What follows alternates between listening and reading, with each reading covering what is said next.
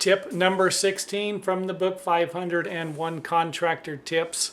And this is a difficult one a lot of times for people who have no idea how much money to charge for their services.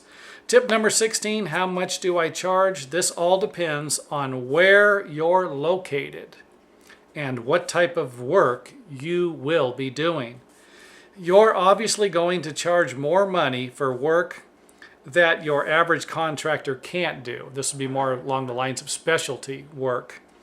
Adjust your prices accordingly by doing a little research in your area. This is always a biggie. And again, if you're already in the plumbing business and you're going to start doing plumbing work, you should have a pretty good idea what your boss is currently charging and what you can currently charge.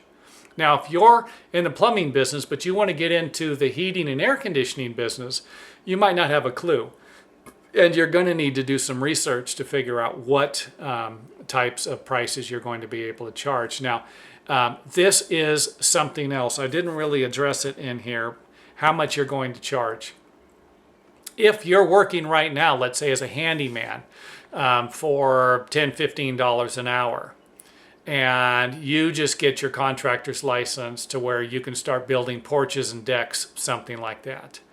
And everyone in your area is still charging $10 to $15 an hour for this, then this might be what you can charge now. But don't get pigeonholed and think that this is what you're going to be able to charge for the rest of your life. You need to raise your prices. In order to make more money, you will need to charge more money.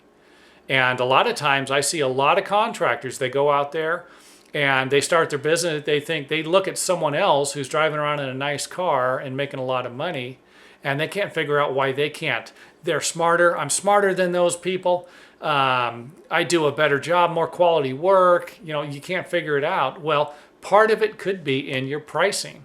And there's a lot more to running a business than just one single thing. And again, that's where this book can make all the difference in the world. If you can pull out a couple of things from this book that make sense, then it's going to be well worth the money you spent on it. So again, just to recap everything, charging, how much money you charge, this right here, this one single thing, could make the difference between you staying in business for a long time or going back to work for somebody else.